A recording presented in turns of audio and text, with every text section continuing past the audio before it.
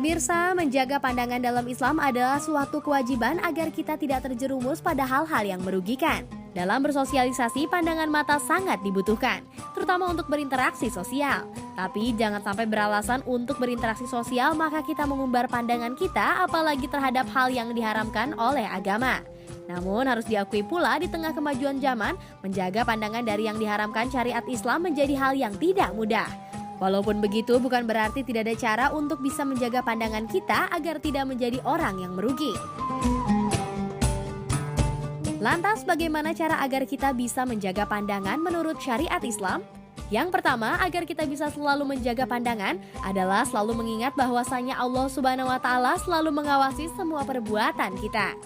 Dan tentu saja mengingat Allah Subhanahu wa Ta'ala pemilik alam semesta yang berhak atas apa yang diperbuat terhadap umatnya, terutama pada mereka yang melakukan hal yang dilarangnya, termasuk tidak bisa menjaga pandangan mata. Tidak akan ada satu tempat pun yang bisa dijadikan tempat bersembunyi dari tatapan Allah Subhanahu wa Ta'ala. Seperti firman Allah Subhanahu wa Ta'ala yang artinya, Dia mengetahui pandangan mata yang hianat dan apa yang disembunyikan oleh hati. Quran Surat Al-Mu'min ayat 19. Maka jika kita telah mengingatnya, pandangan mata kita bisa lebih terjaga.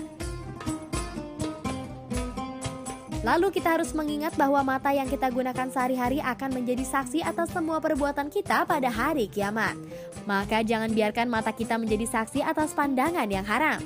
Jadikanlah mata sebagai saksi bahwa yang didahulukannya hanya menunduk saat menghadapi yang haram, dan semua itu dilakukan karena Allah Subhanahu wa Ta'ala. Tips berikutnya adalah mengingat ada malaikat yang selalu mengawasi dan mencatat seluruh perbuatan kita. Jangan sampai malaikat mencatat bahwa yang dilakukan mata hanya memandang wanita yang tidak halal bagimu, malulah pada malaikat tersebut.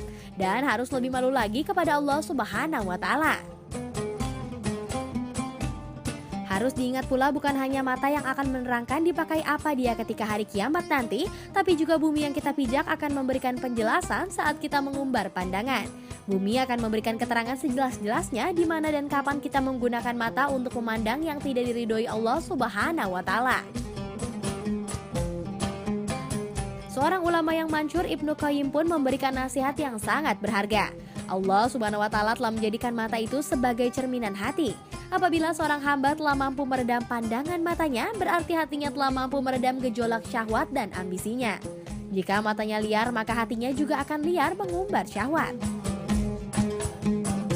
Diingatkan pula oleh Mujahid yang berkata, ketika seorang perempuan datang menuju seorang laki-laki, maka setan duduk di atas kepalanya, lalu menjadikannya perempuan tersebut menarik bagi laki-laki yang memandangnya. Sedangkan ketika seorang perempuan berjalan membelakangi laki-laki, maka setan duduk di pantatnya, lalu menjadikannya menarik bagi laki-laki yang memandangnya. Tafsir Qurtubi 227. Tips lainnya agar pandangan lebih bermakna adalah memiliki niat bersungguh-sungguh untuk membiasakan diri menjaga pandangan. Dan barang siapa yang berusaha untuk bersamar, maka Allah Subhanahu wa Ta'ala akan menjadikannya orang yang sabar. Jauhkan dirimu dari melihat hal-hal yang tidak perlu dengan cara ketika engkau berjalan hendaknya engkau memandang ke bawah ke arah jalanmu, dan jangan engkau mengumbar pandanganmu ke kanan, ke kiri, dan ke belakang. Karena barang siapa yang mengumbar pandangannya pasti dia akan terjerumus untuk memandang perkara yang diharamkan oleh Allah Subhanahu wa Ta'ala. Lalu berbanyak-banyaknya membasahi lisan dengan zikir kepada Allah Subhanahu wa Ta'ala, karena zikir merupakan benteng dari gangguan setan. Membiasakannya membaca zikir pada pagi dan petang. Demikian juga dengan zikir-zikir yang lain. Terutama ketika fitrah aurat wanita berada di hadapan kita, maka dengan zikir kita bisa menolak ajakan setan untuk melihatnya. Dengan berzikir kita akan disibukkan mengingat kebesaran Allah Subhanahu wa Ta'ala sehingga tidak terlintas untuk memandang yang diharamkan oleh sang pemilik alam semesta ini. Tips yang satu ini juga sangat penting untuk diperhatikan pemirsa. Jika engkau belum menikah, maka segeralah menikah. Sesungguhnya dalam pernikahan terlalu banyak manfaat untuk membantu kita untuk menundukkan pandangan dan memelihara mata dari yang bukan hak. Dan jika kalian sudah beristri, ingatlah bahwa dengan mengumbar pandangan, syaitan menjadikan kita tidak menikmati apa yang telah Allah Subhanahu wa Ta'ala halalkan bagimu. Syaitan menghiasi perkara yang haram yang telah engkau lihat dengan seindah-indahnya, padahal tidak sesuai dengan kenyataannya. Tak terasa sudah hampir 30 menit buka mata buka hati menemani pemirsa. Di mana tadi kita sudah membahas tentang arti menjaga pandangan mata dalam Islam, manfaat menjaga pandangan mata dalam Islam, serta kiat-kiat dalam menjaga pandangan mata.